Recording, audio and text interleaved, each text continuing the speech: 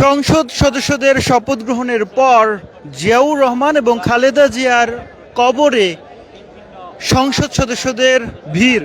নেতাকর্মীরা আসছেন এবং যারা সংসদ সদস্য হিসেবে শপথ গ্রহণ করেছেন বিএনপির নেতাকর্মীরা, তারা এই মুহূর্তে জিয়াউর রহমান এবং খালেদা জিয়ার কবরে এসে তারা ফুলের শ্রদ্ধা জানাচ্ছেন এবং সেই সাথে কবর জিয়ারত করছেন নেতাকর্মীদের সহ।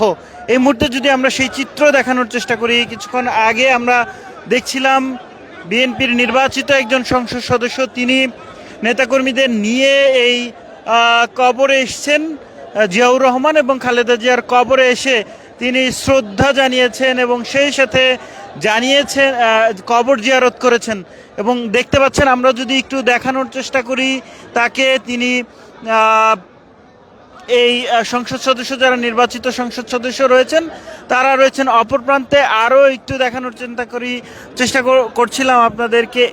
এই পাশটাতে যদি দেখুন, মানে একে একে সংসদ সদস্য যারা রয়েছেন, যারা নির্বাচিত হয়েছেন, আজকে যারা শপথ গ্রহণ অনুষ্ঠানে শপথ নিয়েছেন বিএনপির নবনির্বাচিত সংসদ সদস্যরা, তারা সংসদ ভবনের দক্ষিণ প্লাজায় তাদের যে শপথ গ্রহণের অনুষ্ঠান, সেই শপথ গ্রহণের অনুষ্ঠান শেষে তারা সরাসরি চলে এসেছেন পাশের জিয়া উদ্যানে এবং জিয়া উদ্যানের নেতাকর্মীদের সহ এই জিয়াউর রহমানের যে কবর এবং খালেদা জিয়ার যে কবর, সেই কবরে তারা শ্রদ্ধা জানাচ্ছেন। আমরা দেখতে পাচ্ছিলাম যে সেই সংসদ সদস্যদের ঘিরে নেতাকর্মী যারা রয়েছেন তাদের যেমন ভিড় রয়েছে, ঠিক তেমনই একের পর এক সংসদ সদস্যরা এসেছেন।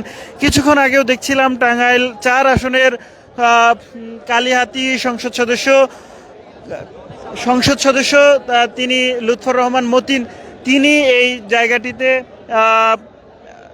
ফুলের শ্রদ্ধা জানাচ্ছিলেন এবং তারা আসছিলেন। যেমনটা আসলে বলছিলাম, এবারের নির্বাচনে, ত্রয়োদশ জাতীয় সংসদ নির্বাচনে বিএনপি বড় সংখ্যাগরিষ্ঠতা অর্জন করে এবং দলগতভাবে, জোটগতভাবে 213টি আসন পায় এবং তার মধ্যে যারা আজকে শপথ নিয়েছেন তা সেসব সংসদ সদস্যরা আজকে এসছেন জিয়াউর রহমান এবং খালেদা জিয়ার কবরে জিয়ারত করতে। আমরা দেখছিলাম সেই চিত্র।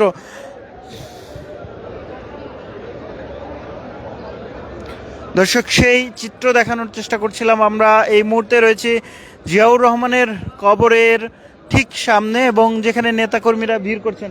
এবং সামনের চিত্র যদি দেখায়, একেবারে জিয়া উদ্যানের প্রবেশ মুখটা, সেখানেও কিন্তু বিএনপির নেতাকর্মীদের যে ভিড়, সেটি চোখে পড়ার মতো, উপচে পড়ার মতো ভিড়।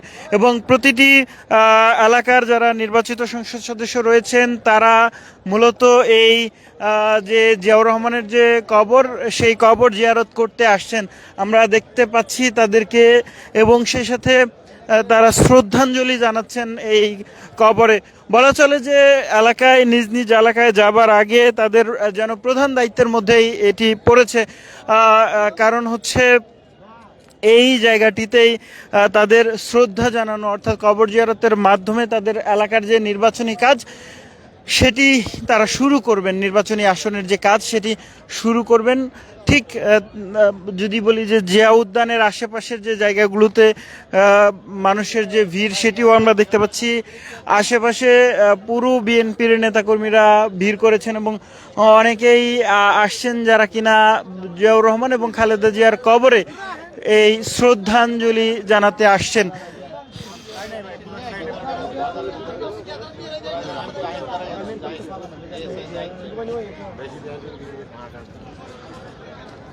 আজ সকাল 11টায় বিএনপি দলীয় জোটের যারা নির্বাচিত সংসদ সদস্য রয়েছেন তারা সংসদে গিয়ে শপথ গ্রহণ অনুষ্ঠানে অংশ নেন এবং সেই শপথ গ্রহণ অনুষ্ঠানে, যদিও তারা সংবিধান সংস্কারের যে শপথ সেটি নেননি, এমন শুধুমাত্র নবনির্বাচিত সংসদ সদস্যরা সংসদীয় যে শপথ সেটি গ্রহণ করেছেন সংসদ সদস্য হিসেবে।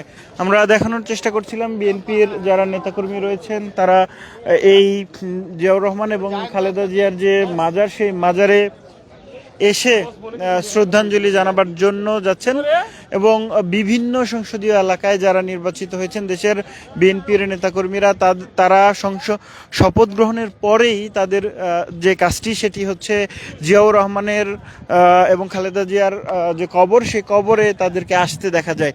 আমরা সেই চিত্রটি দেখছি। দর্শক সরাসরি দেখছিলেন ডেইলি সানে। এই মুহূর্তে ছিলাম জিয়া উদ্যানের সর্বশেষ পরিস্থিতি দেখানোর চেষ্টা করছিলাম আপনাদেরকে।